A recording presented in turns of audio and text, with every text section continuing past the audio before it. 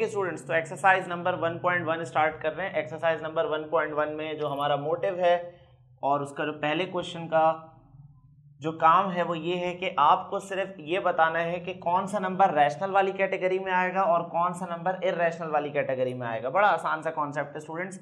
1/5 को अगर आप खुद से सॉल्व करके देखें इस वाले मेथड से, या फिर आप इसको कैलकुलेटर से सॉल्व करके देखें, तो 1/5 का आंसर आता है 0.2।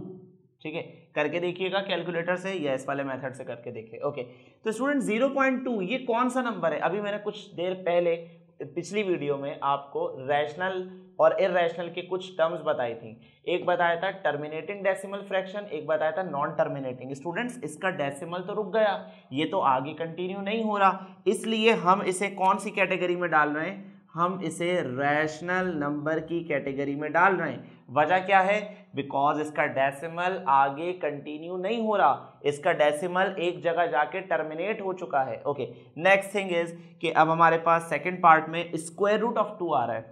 अगर स्क्वायर रूट ऑफ 2 को हम लोग कैलकुलेटर से सॉल्व करें तो हमारे पास आंसर आता है 1.41432 एंड सो ऑन। ये रुकता नहीं है, कंटिन्यू रहता है। तो इसका क्या मतलब बनता है? इसका मतलब ये हुआ कि ये जो नंबर है वो इररेशनल है।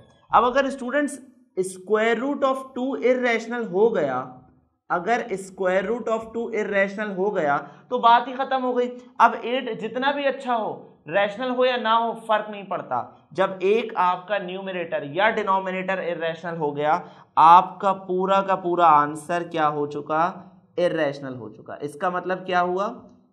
अगर न्यूमरेटर या डिनोमिनेटर में से कोई एक भी इररेशनल हुआ तो हम पूरे के पूरे फ्रैक्शन को क्या डिक्लेयर कर देंगे? इररेशनल डिक्लेयर कर देंगे। ओके जी, थर्ड पार्ट पे आते हैं। थर्ड पार्ट है हमारा 5/√6।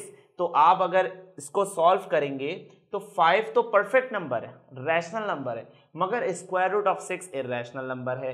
तो इसलिए ये पूरा का पूरा जो आंसर है वो कहाँ चला गया? ये पूरा का पूरा आंसर हो गया हमारा इररेशनल नंबर। किस वजह से students? Because of this square root of 6। Square root of 6 irrational था, इसलिए ये पूरा का पूरा फ्रैक्शन इररेशनल नंबर बन चुका है। Okay, next 2/8। अच्छा, ये जो 2/8 है ये आपके और मेरे हिसाब से कुछ हद तक अभी सिंप्लीफाई नहीं हुआ। सिंप्लीफाई हो सकता है, इसको पहले काम करते हैं, इसको थोड़ा सा सिंप्लीफाई कर लेते हैं। 2/8, 2 1 2, 2 4 8। अब क्या बचा? 1/4। अच्छा, 1/4 किसके बराबर होता है? 1/4 बराबर होता है 0.25 के। कैलकुलेटर से सॉल्व करें या मैनुअल आप खुद से डिवीजन करें तो आपको आंसर मिलेगा 0.25। ये 0.25 क्या है? क्या ये टर्मिनेटिंग है? क्या ये नॉन टर्मिनेटिंग है? क्योंकि इसका डेसिमल खत्म हो गया, तो ये कौन सा नंबर हुआ? ये हुआ टर्मिनेटिंग डेसिमल नंबर। टर्मिनेटिंग की वजह से मैं इसे रैशनल नंबर की कैटेगरी में डाल रहा हूं, क्योंकि इसका डेसिमल नंबर जो है वो एक जगह जाके टर्मिनेट हो गया, रुक गया। ओके जी, पार्ट 5 में आते हैं। पार्ट 5 क्या है? पार्ट 5 में 1 तो एक परफेक्ट नंबर है, कोई शक नहीं, मगर स्क्वायर रूट ऑफ 3 की जो कहानी है वो कुछ अलग है। स्क्वायर रूट ऑफ 3 होता है 1.732 एंड सो ऑन। 1.732 और आगे चल रहा है, कंटिन्यू चल रहा है, रिपीट भी नहीं हो रहा। तो स्टूडेंट्स, इसकी √3 की वजह से जो ये मेरा पूरा का पूरा फ्रैक्शन है वो क्या हो गया? इररेशनल नंबर बन गया, क्योंकि स्क्वायर रूट ऑफ 3 का जो डेसिमल पार्ट है वो नॉन टर्मिनेटिंग है। पार्ट 6 में है स्क्वायर रूट ऑफ 8। अब स्क्वायर रूट ऑफ 8 आप कैलकुलेटर से निकाल लें, या मैं आपको एक और चीज़ सिखाता हूँ स्क्वायर रूट ऑफ 8 निकालने की। अगर आप एलसीएम फॉलो करेंगे स्टूडेंट्स तो 2 4 8, 2 2 4 और 2 1 2। ठीक है, करना क्या होता है? 2 के पेयर बनाए, इस 2 का और इस 2 का पेयर बनाया और आपने इसको लिख दिया बाहर।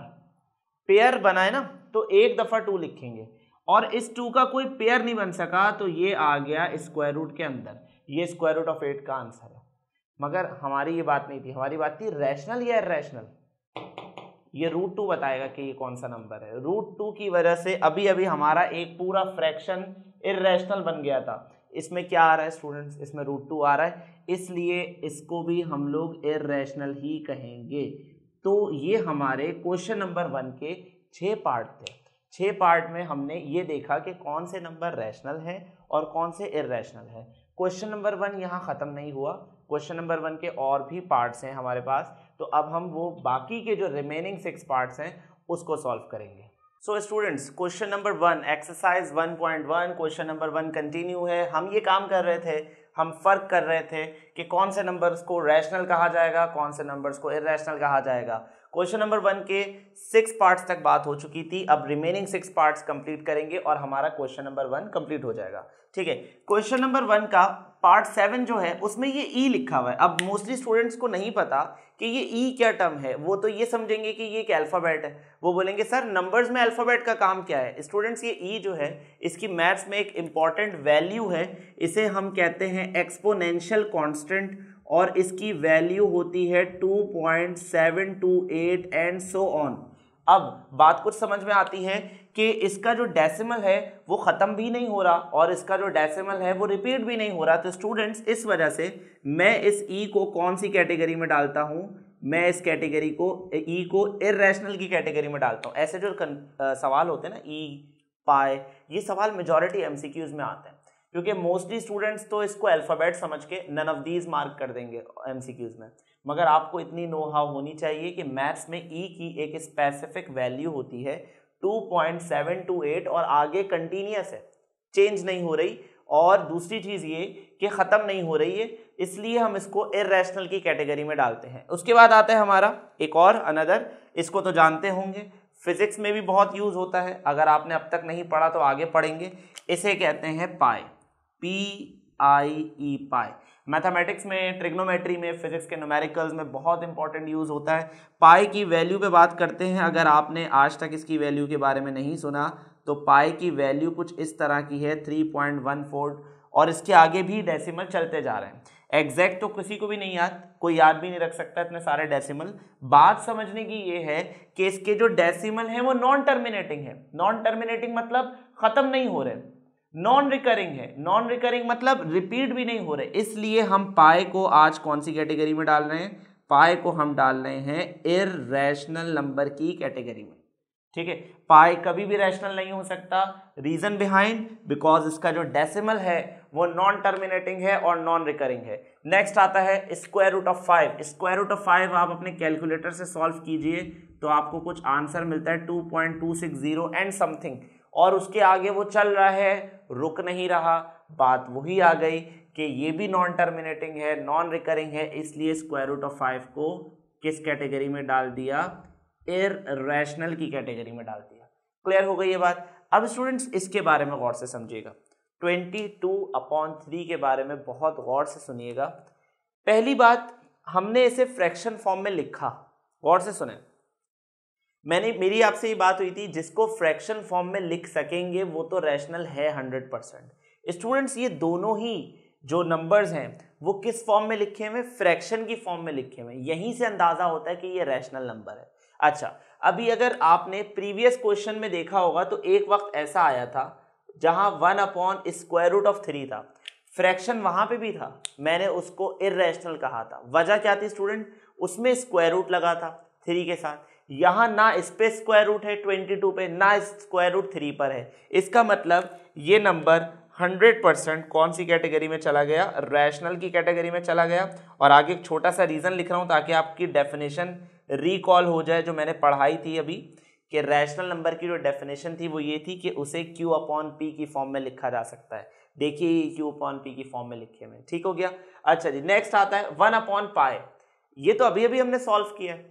जब हम पाई को इर्रेशनल नंबर कह चुके हैं तो चाहे पाई 1 के नीचे हो, 1 के ऊपर हो, 1 के दाएं हो, 1 के बाएं हो, वो स्टिल इर्रेशनल ही रहेगा, वो कभी भी रैशनल नंबर नहीं बन सकता। और रीजन क्या है, बिकॉज पाई का जो डेसिमल है वो नॉन टर्मिनेटिंग है, खत्म नहीं होता, नॉन रिकरिंग है, रिपीट भी नहीं होता।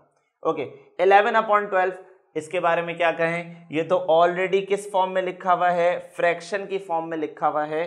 तो ये नंबर 100% कौन सा नंबर हो गया, रैशनल नंबर हो गया। ओके स्टूडेंट्स, तो क्वेश्चन नंबर 1 के तमाम पार्ट्स यहाँ पर मुकम्मल हो चुके हैं। क्वेश्चन नंबर 1 के टोटल 12 पार्ट्स थे। रिव्यू ये है, शॉर्ट रिव्यू ये है कि इस क्वेश्चन में हमने सिर्फ और सिर्फ फ्रैक्शंस के बारे में ये जाना कि कौन से फ्रैक्शन को रैशनल कहा जा सकता है, कौन से फ्रैक्शन को इररेशनल कहा जा सकता है, और हमारे ये 12 पार्ट्स यहाँ पे मुकम्मल हो गए। क्वेश्चन नंबर 2 को हम नेक्स्ट लेक्चर में स्टार्ट करेंगे।